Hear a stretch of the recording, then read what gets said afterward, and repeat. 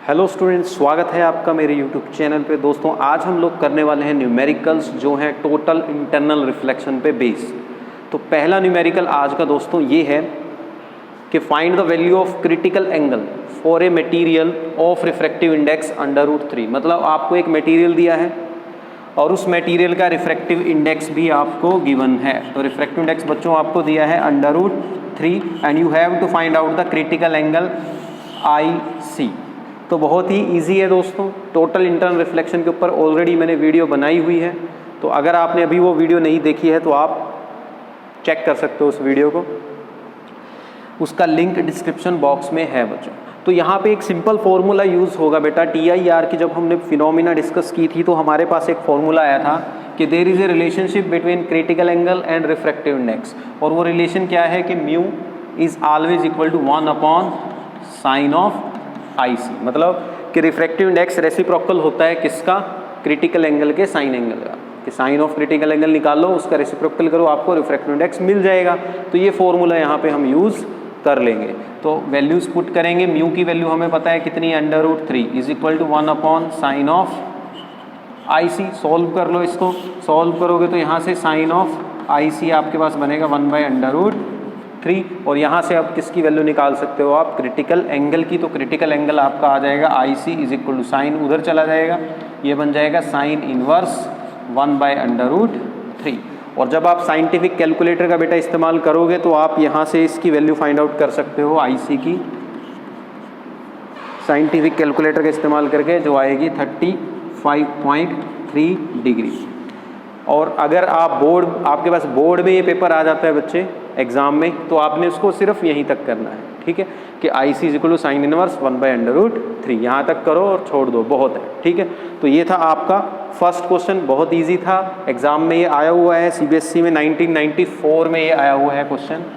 CBSE में आया बच्चे ये क्वेश्चन 1994 में, बहुत ईजी था। आपको रिफ्रैक्टिव इंडेक्स दिया था एंड क्रिटिकल एंगल आपको फाइंड आउट करना था। तो यहाँ पे हमने सिंपल फॉर्मूला लगाया, mu is equal to 1/sin of IC, और यहाँ से हमारे पास क्रिटिकल एंगल आ गया।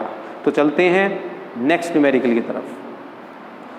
सो स्टूडेंट्स, सेकंड क्वेश्चन आपके सामने बोर्ड पे लिखा हुआ है। क्वेश्चन कुछ इस तरह से है कि आपको एक मटेरियल के अंदर लाइट की स्पीड फाइंड आउट करनी है, और उस मटेरियल के अंदर लाइट के लिए जो क्रिटिकल एंगल है उसकी वैल्यू आपको ऑलरेडी गिवन है, ठीक है। स्टेटमेंट है आपकी ये सामने है, calculate the speed of light in a medium whose critical angle is 30 degree. मतलब एक मीडियम में आपको स्पीड ऑफ लाइट निकालनी है, क्रिटिकल एंगल आपको दिया है बच्चे, कितना दिया है? 30 डिग्री दिया है।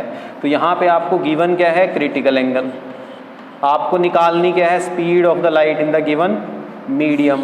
तो बच्चों अब स्पीड ऑफ लाइट कैसे निकलेगी क्रिटिकल एंगल के थ्रू? तो आपको सबसे पहले क्रिटिकल एंगल का यूज़ करके रिफ्रैक्टिव इंडेक्स फाइंड आउट करना पड़ेगा, और जहां आपको एब्सोल्यूट रिफ्रैक्टिव इंडेक्स पता लग गया तो वहां से स्पीड अपने आप आ जाएगी। तो देखो हम फॉर्मूला यूज़ करेंगे, हमें पता है म्यू इज इक्वल टू क्या होता है? 1/sin of IC। अब यहाँ क्रिटिकल एंगल की वैल्यू पुट कर देंगे, वैल्यू पुट करेंगे तो आएगा mu is equal to 1/sin of 30। अब साइन 30 की वैल्यू सबको पता है कितनी होती है? 1/2। तो आपके पास म्यू बच्चों यहाँ से आ जाएगा 1/1/2। तो ये 2 ऊपर चला जाएगा, तो यहाँ से म्यू आपका बन जाएगा 2। तो आपका रिफ्रैक्टिव इंडेक्स कितना आ गया? 2 आ गया, ठीक है बच्चों। तो रिफ्रैक्टिव इंडेक्स आपका आ गया 2। अब यहाँ से आपको क्या निकालनी है? Speed of light in the given medium. अब आप रिफ्रैक्टिव इंडेक्स का एक और फॉर्मूला यूज़ कर लोगे। आपको पता है रिफ्रैक्टिव इंडेक्स किसके इक्वल होता है? म्यू C/V, ठीक है। This is the formula for refractive index के mu is always equal to C/V। तो यहाँ से आप फिर वैल्यूज पुट करो और V निकाल सकते हो। तो V यहाँ से बनेगा C/μ, वैल्यूज रख दो। V C आपको पता है क्या होती है? Speed of light in air, और V क्या है? Speed of light in the given medium. तो आपके पास वैल्यूज रखने पे आ जाएगा, C की वैल्यू रखूंगा 3 × 10⁸ डिवाइडेड बाई म्यू की वैल्यू रखेंगे यहाँ पे 2। सॉल्व करो, सॉल्व करके ये आंसर बनेगा 3/2, मतलब 1.5 × 10⁸ मीटर पर second. So this is the answer. तो इसका मतलब उस मीडियम में बच्चे कितनी स्पीड ऑफ लाइट होगी?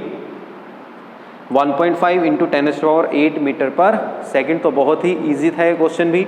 आपको बेटा दिया क्या था? Critical angle. तो हमने पहले क्रिटिकल एंगल का यूज़ करके रिफ्रैक्टिव इंडेक्स निकाल लिया। रिफ्रैक्टिव इंडेक्स हमारे पास 2 आ गया।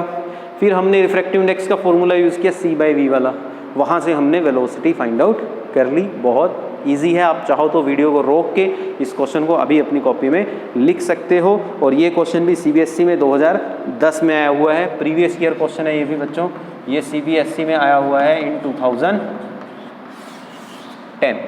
ठीक, अब चलते हैं नेक्स्ट क्वेश्चन की तरफ। सो फ्रेंड्स, थर्ड न्यूमेरिकल आपके सामने है। यहाँ पे आपको क्या कहा गया है, स्टेटमेंट में रीड कर देता हूँ एक बार। स्टेटमेंट है बेटा कि इन द फॉलोइंग रे diagram calculate the speed of light in the liquid of unknown refractive index. आपको ये एक डायग्राम दिया है, इस डायग्राम में क्या दिया है, एक बीकर है, इस बीकर में एक लिक्विड हमने भरा हुआ है और उस लिक्विड में एक रे ऑफ लाइट यहाँ से चलती है बच्चों, ऐसे जाती है, यहाँ पे टकराती है। अब जैसे ही इस इंटरफेस पे लाइट टकराती है और जो एंगल बनता है, एंगल ऑफ इंसिडेंस, ये क्रिटिकल एंगल के जस्ट इक्वल है। अब आपने पढ़ा है कि जब भी लाइट डेंसर मीडियम से रेयर मीडियम में जाती है और एंगल अगर क्रिटिकल एंगल के इक्वल हो तो उस टाइम पे एंगल ऑफ रिफ्रैक्शन क्या बन जाता है बच्चों, 90 डिग्री बन जाता है। तो ये लाइट ऐसे गई और इस तरह से निकल जाएगी। ठीक, अब हमें निकालनी है कि इस मीडियम में स्पीड ऑफ लाइट क्या होगी। तो कैसे निकाल लेंगे, तो पहले तो वही है, हमें क्या निकालना पड़ेगा, रिफ्रैक्टिव इंडेक्स। और जैसे ही रिफ्रैक्टिव इंडेक्स पता लग गया तो फिर हम स्पीड ऑफ लाइट भी इस मीडियम में फाइंड आउट कर सकते हैं। तो देखो कैसे बच्चों इसको फाइंड आउट करेंगे। तो सबसे पहले हम पॉइंट्स ले लेते हैं। यहाँ पे लाइट टकराई है, इस पॉइंट को मैं नाम दे देता हूँ पॉइंट A।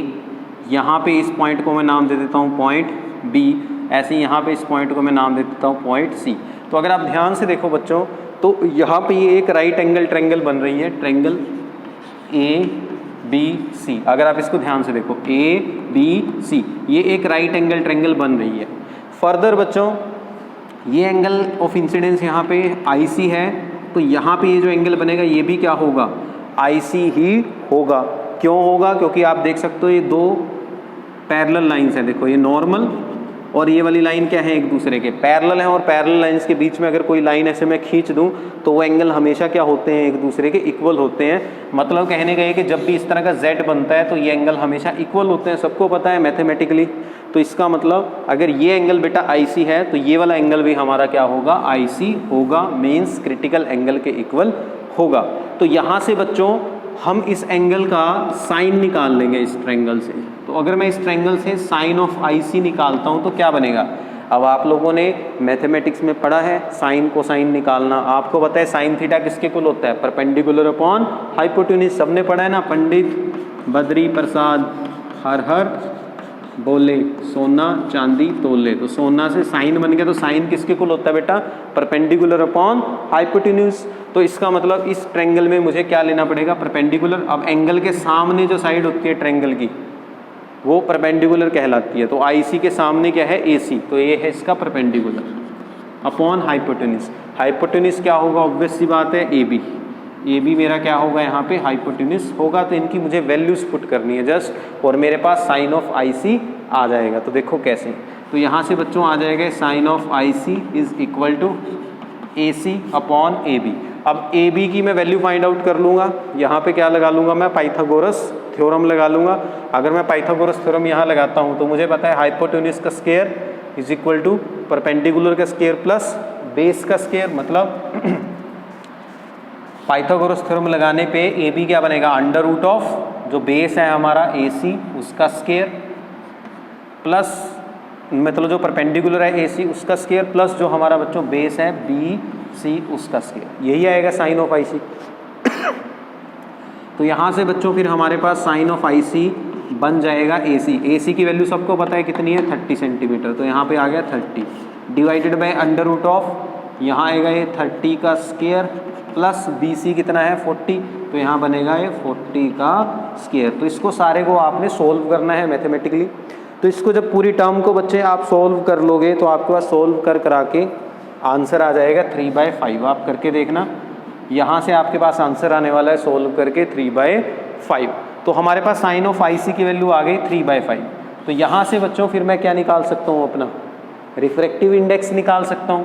अब हमने पढ़ा है रिफ्रैक्टिव इंडेक्स का फॉर्मूला कि म्यू इज इक्वल टू क्या होता है, 1 अपॉन साइन ऑफ IC। तो यहाँ से म्यू हमारे पास क्या आ जाएगा, 1 अपॉन साइन ऑफ IC कितना है 3/5, मतलब 1 अपॉन 3/5। दैट मीन्स म्यू बच्चों हमारा आ गया 5/3। तो ये म्यू पता लग गया।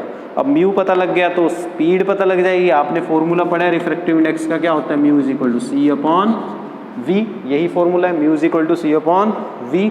तो वैल्यूज रखो तो म्यू की जगह आ जाएगा यहाँ पे 5/3 इज इक्वल टू सी। सी कितना होता है लाइट की स्पीड, 3 × 10⁸ अपॉन वी। तो यहाँ से आपके पास सोल्व करके वी बन जाएगा 3 × 10⁸ इंटू 3/5। इसको सोल्व कर लो, सोल्व करोगे आपके पास जो है आंसर आ जाएगा। तो सोल्व करके आपको स्पीड मिल जाएगी विच इज़ 1.8।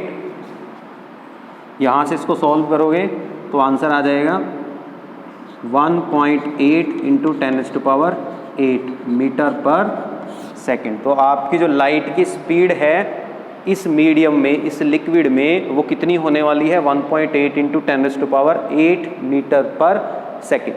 दोबारा से देख लो कि बच्चे हमें क्या दिया था, हमें ये रे डायग्राम दिया था, इसमें हमें एक बीकर में एक लिक्विड दिया है और इस लिक्विड में यहाँ से लाइट चलती है, क्रिटिकल एंगल पे फॉल कर रही है तो एंगल ऑफ रिफ्रैक्शन 90 डिग्री होगा, ऐसे जाती है लाइट।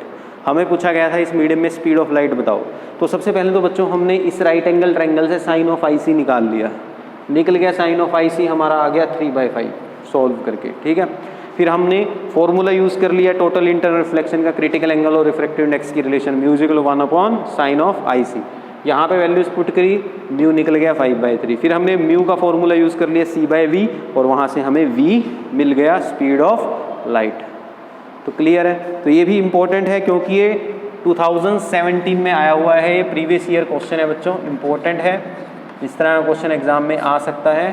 तो ये 2017 में CBSE के एग्जाम में क्वेश्चन आया हुआ है। अब चलते हैं नेक्स्ट क्वेश्चन की तरफ। आई होप यहाँ तक सबको समझ में आ गया होगा। सो दोस्तों नेक्स्ट न्यूमेरिकल आपके सामने है बोर्ड पे, और ये भी इम्पोर्टेंट है क्योंकि ये न्यूमेरिकल आया हुआ है CBSE में 2003 में। तो ये भी प्रीवियस ईयर न्यूमेरिकल है बच्चों, CBSE में 2003 में आया भी हुआ है। न्यूमेरिकल को ध्यान से देखो, न्यूमेरिकल क्या बोलता है बच्चे कि calculate the critical angle for glass air interface. मतलब सपोज हमारे पास एक ही मैंने मटेरियल ले लिया जो ग्लास से बना है, ये किससे बना है, हमारा ग्लास से, और बाहर क्या है, एयर। तो इस ग्लास से एयर में जब लाइट जाएगी इस तरह से, तब मेरा क्रिटिकल एंगल क्या होगा वो मुझे फाइंड आउट करना है। मतलब मुझे निकालना क्या है इस क्वेश्चन में बच्चे, क्रिटिकल एंगल निकालना है। सो इन्होंने कहा है calculate the critical angle for glass air surface if a ray of light which is incident in air on the glass surface is deviated through 15 degree. के मतलब इन्होंने क्या कहा कि क्रिटिकल एंगल फाइंड आउट करो अगर कोई रे ऑफ लाइट, मतलब जो आपने एयर से इस पर फॉल करवाई, ठीक है, आपने जो है एयर से लाइट फॉल करवाई ऐसे, और उसके बाद वैसे तो लाइट को कैसे जाना था दोस्तों, ऐसे ही जाना था बिना डेविएट हुए। अगर ये रास्ते में ग्लास ना आता तो लाइट रे ने ऐसे ही जाना था, लेकिन ड्यू टू रिफ्रैक्शन लाइट का पाथ क्या हो गया, चेंज। कितना चेंज हुआ, लाइट इस तरह से बेंट हो गई सपोज, और कितने एंगल से बेंट हुई है लाइट, सपोज हमें गिवन है 15 डिग्री। तो एंगल ऑफ डेविएशन कितना आया, 15 degree. When angle of incidence is 45। मतलब यहाँ पे मैं क्या ड्रॉ कर लेता हूँ, हमारा नॉर्मल ड्रॉ कर लेता हूँ, और एंगल ऑफ इंसिडेंस यहाँ पे हमें कितना दिया है, 45 डिग्री दिया है। तो ये तो है स्टेटमेंट, और स्टेटमेंट के अकॉर्डिंग बच्चों मैंने बना लिया है डायग्राम। तो अब ध्यान से समझो, इस बार जो इन्होंने डाटा दिया है उसमें सबसे पहली बात जो आपको ध्यान रखनी है, आपने जब टोटल इंटरनल रिफ्लेक्शन पढ़ा था तो मैंने आपको उसकी नेसेसरी कंडीशंस भी बताई थी। क्या नेसेसरी कंडीशन थी कि लाइट जो है हमेशा वो डेंसर टू रेयर मीडियम ही जानी चाहिए, ठीक। तो यहाँ पे जो हमारी लाइट है बेटा वो कहाँ जा रही है, डेंसर, वो अभी रेयर टू डेंसर जा रही है, एयर से ग्लास में जा रही है। तो अभी यहाँ पे आप वो फॉर्मूला नहीं लगा सकते TIR का म्यू इक्वल टू 1/sin से। यहाँ पे हम कुछ और फॉर्मूला लगाएंगे, स्नेल्स लॉ यहाँ हम लगाएंगे, जिससे हम इस मटेरियल का रिफ्रैक्टिव इंडेक्स निकाल लेंगे। और जहाँ हमें इस ग्लास के मटेरियल का रिफ्रैक्टिव इंडेक्स पता लगा तो फिर हम फॉर्मूला यूज़ करके क्रिटिकल एंगल निकाल सकते हैं। तो देखो कैसे, अब एंगल ऑफ इंसिडेंस है 45 डिग्री, और हमें क्या निकालना पड़ेगा, अभी हमें एंगल ऑफ रिफ्रैक्शन निकालना पड़ेगा हमें R। अब ये कैसे पता लगेगा, अब अगर आप ध्यान से देखो तो अगर ये रे ऐसे एज इट इज़ सीधी जाती तो इसने टोटल, ये जो रे जाती सीधी, जो डॉटेड से मैंने इसको आगे दिखाया, इसने ऐसे जाना था। ड्यू टू रिफ्रैक्शन ये थोड़ी सी डेविएट हो गई। और अगर हम ध्यान से देखें तो ये टोटल एंगल जो बनता है मेरा, ये कितना होना चाहिए, 45 डिग्री होना चाहिए, क्योंकि ये कैसे एंगल है, देखो एक लाइट अगर ऐसे जा रही हो और मैं यहाँ एक परपेंडिकुलर ड्रॉ कर देता हूँ, तो ये दोनों एंगल सेम होते हैं। अगर ये एंगल 45 है बच्चों, तो ये एंगल भी क्या होगा, 45 डिग्री ही होगा। और हमारी लाइट जो है वो ऐसे बेंट हो रही है, तो ये एंगल मुझे 15 डिग्री दिया है, तो ये एंगल मैं निकाल सकता हूँ R। आप देख सकते हो डायग्राम से कि R + 15 किसके इक्वल है, 45 के इक्वल है। R + 15 is equal to 45। तो डायग्राम से ये चीज़ क्लियर हो रही है कि angle of refraction R plus ये जो एंगल ऑफ डेविएशन है 15 डिग्री, ये दोनों का सम कितना होना चाहिए, 45 डिग्री के इक्वल होना चाहिए। तो यहाँ से मेरे पास बच्चों एंगल ऑफ रिफ्रैक्शन आ जाएगा। तो एंगल ऑफ रिफ्रैक्शन यहाँ से बनेगा आपका 45 माइनस 15। तो एंगल ऑफ रिफ्रैक्शन यहाँ से सॉल्व करके आ जाएगा 30 डिग्री। तो एंगल ऑफ रिफ्रैक्शन आपका आ गया 30 डिग्री। तो एंगल ऑफ रिफ्रैक्शन पता लग गया, तो अब रिफ्रैक्टिव इंडेक्स पता लग जाएगा। यहाँ पे मैं क्या यूज़ कर लूँगा, स्नेल्स लॉ। तो बच्चों अगर मैं यहाँ स्नेल्स लॉ लगाता हूँ, using Snell's law, Snell's law क्या बोलती है कि जो हमारा रिफ्रैक्टिव इंडेक्स होगा, it will be equal to the ratio of sine of the angle of incidence and sine of the angle of refraction. यही होती है स्नेल्स लॉ। एयर से इस मीडियम में जा रही है लाइट, और इस मीडियम का रिफ्रैक्टिव इंडेक्स है म्यू, तो स्नेल्स लॉ लगा ली, mu is equal to sine I by sine are. तो यहाँ से म्यू हमारे पास आ जाएगा दोस्तों साइन ऑफ आई, आई कितना है 45 upon sine of r, r कितना है 30 डिग्री। तो sine of 45 by sine of 30। अब आपको पता है साइन 45 की वैल्यू कितनी होती है, 1/√2, और साइन 30 की वैल्यू होती है 1/2।